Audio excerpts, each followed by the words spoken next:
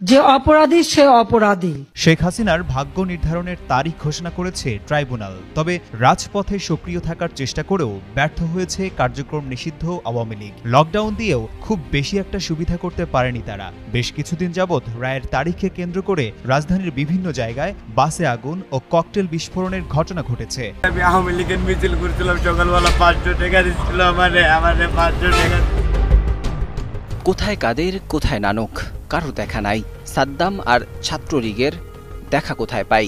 তাদের দাবি অনুযায়ী এত বড় লকডাউনে কারোর দেখা না পেয়ে হতাশ লুকিয়ে থাকা পালাতক বুড়ো নেতারা। সীমান্তের ওপারে বসে লকডাউন ডাকা আওয়ামী লীগের বুড়ো এমপি মন্ত্রীরা নিজেরা ঘুমিয়ে আছেন কাঁথা কম্বল জড়িয়ে। আর তাই তো লকডাউন পালন করতে অবলা শিশু খুঁজছেন দেশ থেকে লুট করা অঢেল টাকা থেকে কিছু টাকা ছড়িয়ে। আর এই টাকার লোভে কপাল পোড়াচ্ছেন দরিদ্র শিশুরা। মিছিলে 10-12 জন ছিল স্যার, আমি সবার নাম করে দিই, কিন্তু আমার মাইরা লাগবে স্যার কয়ে দিলে।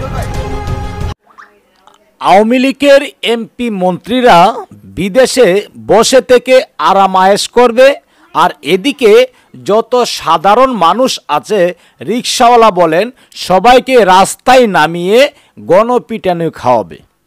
সুপ্রিয় দর্শক শ্রোতা, এমনই কিছু ভিডিও এবার যোগাযোগ মাধ্যমে ভাইরাল, যেখানে আওয়ামী লীগ 13 তারিখ লকডাউন দিয়েছিল, কিন্তু বাংলাদেশের সাধারণ জনগণ সেই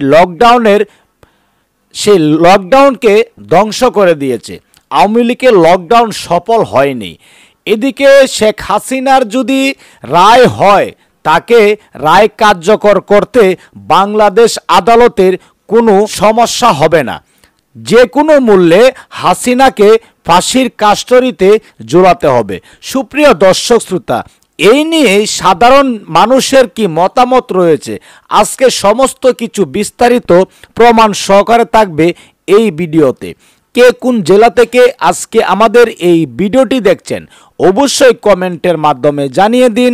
দয়া করে আজকের এই ভিডিওটি আপনার সোশ্যাল মিডিয়াতে শেয়ার করে দিন। অবশ্যই ভালো লাগলে চ্যানেলটি সাবস্ক্রাইব করে রাখুন। দেখা না পেয়ে হতাশ লুকিয়ে থাকা পালাতক বুড়ো নেতারা। সীমান্তের ওপারে বসে লকডাউন ডাকা আওয়ামী লীগের বুড়ো এমপি মন্ত্রীরা নিজেরা ঘুমিয়ে আছেন কাঁথা কম্বল জড়িয়ে। আর তাই তো লকডাউন পালন করতে অবলা শিশু খুঁজছেন দেশ থেকে লুট করা অঢেল টাকা থেকে কিছু টাকা ছড়িয়ে। আর এই টাকার লোভে কপাল পোড়াচ্ছেন দরিদ্র শিশুরা। মিছিলে 10-12 জন ছিল স্যার, আমি সবার নাম করে দিই, কিন্তু আমার মাইরা লাগবে স্যার কয়ে দিলে। হাসিনা টাকা লকডাউনে যখন তাদের সকল নেতাকর্মীরা নাকে তেল দিয়ে ঘুমাচ্ছেন, তখন হাসিনার ভরসা নৌকা রেখে টাকায় টার্গেট করা হচ্ছে দরিদ্র ও রাজধানীর আশেপাশের বস্তির শিশুদের। বিনিময় দেয়া হচ্ছে 500 কিংবা 1000 টাকা। আমি আওয়ামী লীগের মিছিল করছিলাম, সকালবেলা 500 টাকা দিচ্ছিল আমারে 500 টাকা দিচ্ছিল স্যার। কতগুলা মিছিলে কতজন ছিল? মিছিলে 10-12 জন ছিল স্যার, আমি সবার নাম করে দিই, কিন্তু আমার মাইরা লাগবে স্যার কয়ে দিলে।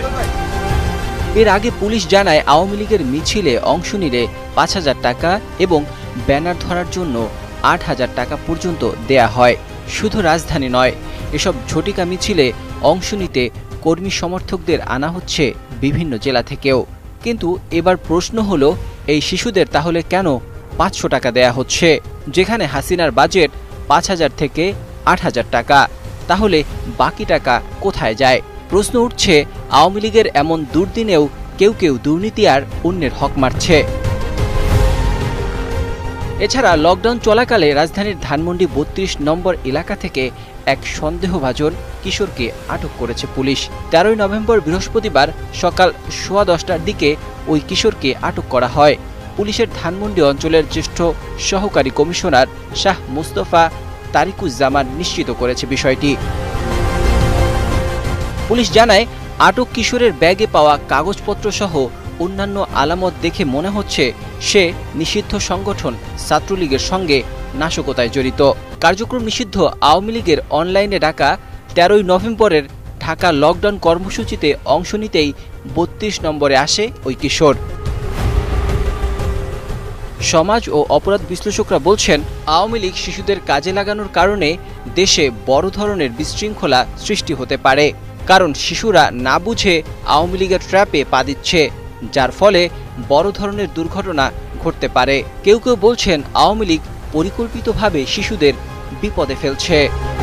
যে অপরাধী সে অপরাধী। শেখ হাসিনার ভাগ্য নির্ধারণের তারিখ ঘোষণা করেছে ট্রাইব্যুনাল, তবে রাজপথে সক্রিয় থাকার চেষ্টা করেও ব্যর্থ হয়েছে কার্যক্রম নিষিদ্ধ আওয়ামী লীগ। লকডাউন দিয়েও খুব বেশি একটা সুবিধা করতে পারেনি তারা। বেশ কিছুদিন যাবৎ রায়ের তারিখকে কেন্দ্র করে রাজধানীর বিভিন্ন জায়গায় বাসে আগুন ও ককটেল বিস্ফোরণের ঘটনা ঘটেছে। কিন্তু 12 তারিখ রাত থেকেই রাজপথ দখলে রাখার চেষ্টা ছিল ছাত্র জনতা ও বিভিন্ন রাজনৈতিক দলের নেতাকর্মীদের। কি রায় আসবে শেখ হাসিনার, সেই কৌতূহল এখন সবার। মানবতা বিরোধী অপরাধের ঘটনায় শেখ হাসিনা ও আসাদুজ্জামান খান কামালের মৃত্যুদণ্ড চেয়েছে চিফ প্রসিকিউটর তাজুল ইসলাম।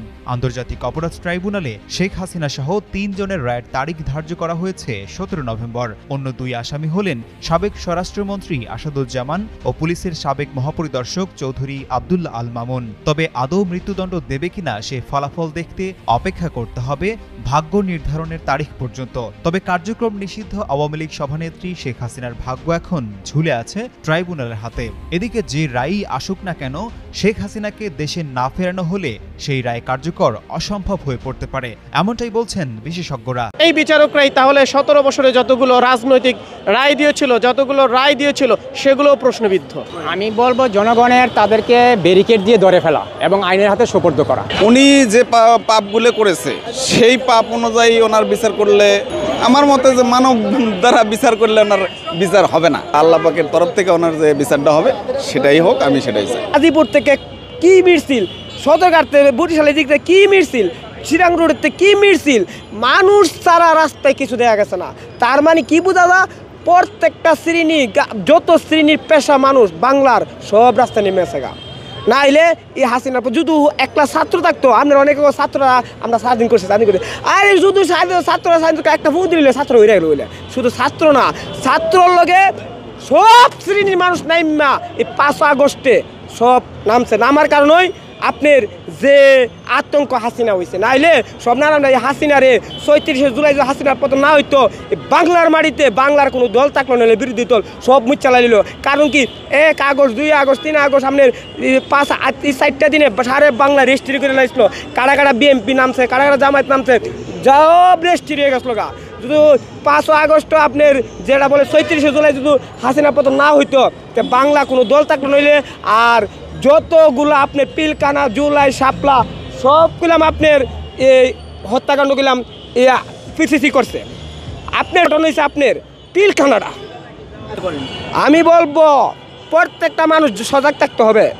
যারা দেশপ্রেমিক, দেশকে যদি এক মুহূর্ত ভালোবাসা থাকে, তাহলে প্রত্যেকটা মানুষ দেশের জন্য সজাগ থাকতে হবে যে আমাদের দেশটাকে কেউ যেমন বিশৃঙ্খলা সৃষ্টি না করতে পারে। আমরা এই বাংলার জনগণ, বাংলার মানুষ বাংলার জন্য মরতে পারি। আমাদের দেশকে কেউ যেমন কোনো বিশৃঙ্খলা সৃষ্টি না করতে পারে, তার জন্য আমরা সবাই মিলে একভাবে হারিয়ে থাকবো, যাতে আমার দেশকে যাতে কোনো বিশৃঙ্খলা সৃষ্টি না করতে পারে, এক কথাই। আর আমাদের জনগণ আইন শৃঙ্খলা বাহিনীকে, পুলিশকে, সেনাবাহিনীকে সহায়তা করতে হবে, যাতে যারে সন্দেহ হইব তারে তাবাদা ধরে আইন হাতে ধরতে হবে। কিন্তু আইন নিজেরা থেকে তুলে নেবেন না, আইন নিজেরা থেকে তুলে নেবেন না। আইনকে শ্রদ্ধা করবেন, আইনকে শ্রদ্ধা করে যাকে সন্দেহ হবে তাকে নিয়ে আইন হাতে তুলে। আরেকটা কথা, আপনার কোনো বিনা অপরাধে কোনো সাধারণ মানুষ যেমন কোনো হেস্তনেস্ত না হয়। আগামীকাল শেখ হাসিনার একটা বিচারের রায় হওয়ার কথা বা বিচার চলমান আছে। তো কালকে তারা যে ডিক্লারেশন দিয়েছে, লকডাউনের কথা ঘোষণা করেছে, আমি বাংলাদেশের শান্তিপ্রিয় সকল স্বতঃস্ফূর্ত নাগরিককে বলবো আপনারা সজাগ থাকবেন। প্রশাসনকে বলবো, সেনাবাহিনী ম্যাজিস্ট্রেসি পাওয়ার নিয়ে ক্ষমতায় আছে তাদেরকে বলবো সবাই সোচ্চার থাকেন, সবাই অতন্ত্রভাবে সজাগ থাকেন, যাতে কোনো রকম উশৃঙ্খল বিশৃঙ্খল অগ্নিসন্ত্রাস তারা করতে না পারে। আমরা জুলাই বিপ্লব করেছি এই বাংলার জমিন থেকে অন্যায়, অত্যাচার, অবিচার, জুলুম, নির্যাতন, গুম, খুন নির্মূলের জন্য। আমরা জুলাই বিপ্লব করেছি দুর্নীতি দমনের জন্য। আমরা জুলাই বিপ্লব করেছি পিলখানা গণহত্যা বিচার করার জন্য। তাই আমি সমস্ত দেশের জনগণকে বলবো তারা যাতে আর বাংলাদেশে ফিরে আসতে না পারে, এই অন্যায়, অত্যাচার, জুলুম, নির্যাতন, অগ্নিসন্ত্রাস আর যাতে তারা করতে না পারে। দেশবাসী সকলকে সচেতন থাকতে হবে, সবাইকে সচেতন থাকার, সবাইকে সজাগ থাকার, ঐক্যবদ্ধ থাকার আহ্বান জানাচ্ছি।